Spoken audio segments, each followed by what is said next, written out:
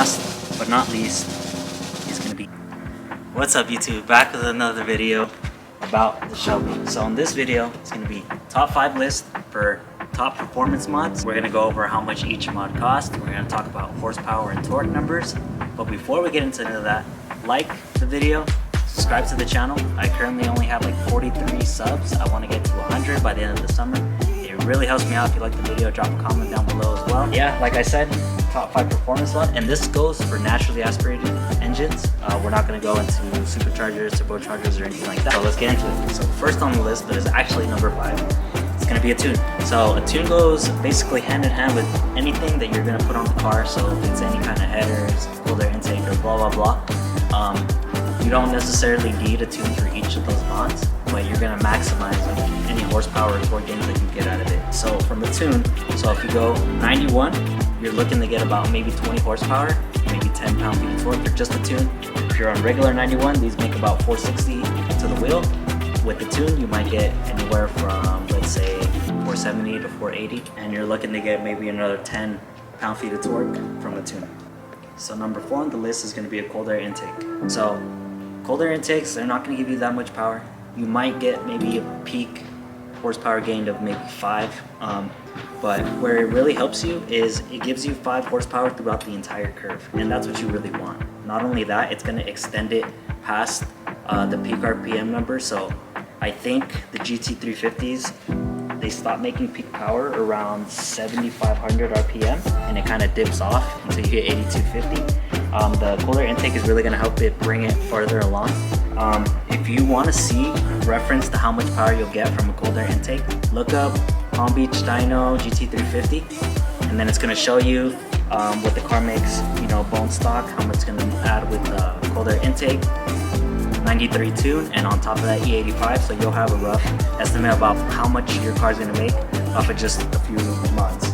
Number 3 on the list, it's going to be a full exhaust. So I'm talking long tube headers and added X-pipe or an off-road X-pipe.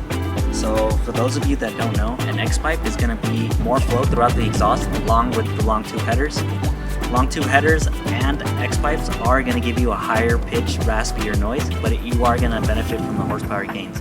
If you were to go shorty headers and an H-pipe, both of those are going to give you like a deeper, throatier sound, and you're going to get a little bit more torque at the low end. But as far as racing, you definitely want to have the most horsepower, because past 60, that's when it really comes through. You don't want the car to just fall off once you hit 60. I mean, it'll get to 60 real quick, or at least a little bit quicker, but you're gonna start losing races once you get past 60. Number 2.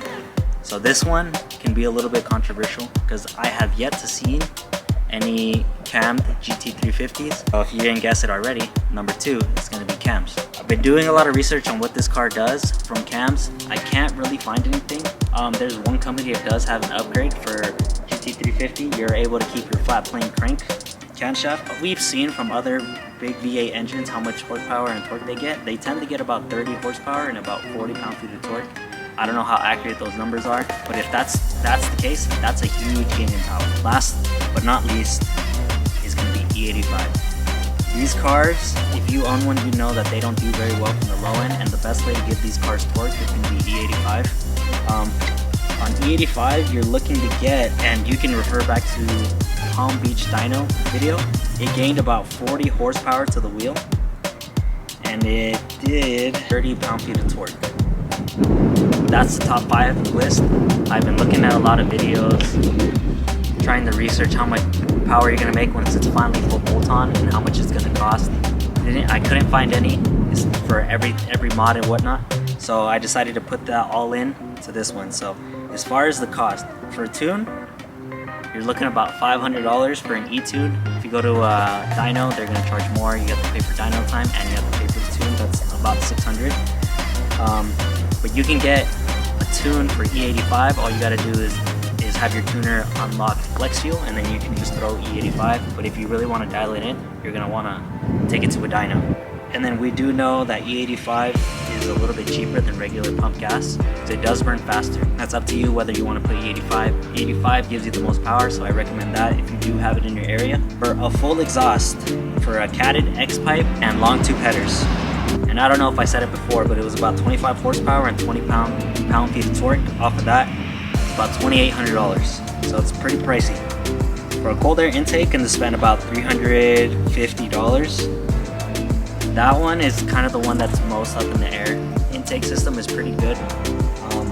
Upgrading it to like a JLT intake will give you a little bit more power. That one does require a tune, so that's how you know you are going to get a little bit more power. For cams are about $2,000, so that's pretty pricey. That's probably going to be the most expensive mod out of everything, because you do have to account for the labor, unless you're going to put them in yourself. I'm not that handy. I can do headers, X-pipe, all that kind of stuff, but as far as breaking open the engine and upgrading the cams, that's where, you know, I'm gonna have to take that to a shop and have them do it themselves. And then E85, that kind of goes along with the tune.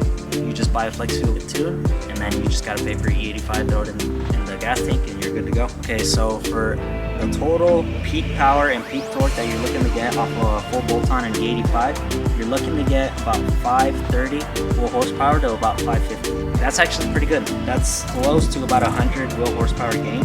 And then total, if you were to do all that together, that's going to be $3,700. Full bolt-on with cam, well, we don't really know yet. I haven't seen, as far as I know, I haven't seen any cam GT350s. If you guys have, let me know below in the comments. I'd love to see that. And if you have a video on how that sounds, that'd be great too. But if we're guessing based on what other V8 engines get off of cams, you could potentially get 580 horsepower to about 600. You don't know. Depends on your tuner, if the cams actually benefit the engine and whatnot. So full bolt-on with cams, you're looking to spend $5,700 just on parts. Labor to break over the engine, that could be another $1,000, maybe more. But everything else that I listed on this video, you can do that yourself. Those are the kind of numbers that you're gonna be getting off a full bolt-on E85 and possibly cam. That's up to you if you'd rather do that. About $6,000 to go full bolt-on plus cams, and you're getting about 100 horsepower off of that. Is that worth it?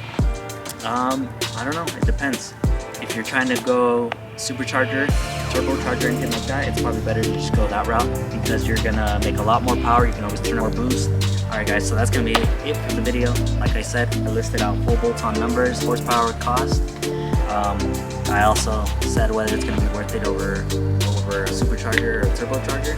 Like I said earlier in the video, like the video, drop a comment, especially if you know about a GT350 that's already cam. Like I said before, I only have about 43 subscribers right now. I want to hit 100 by the end of the summer. So if you can, hit the sub button, and I'm out.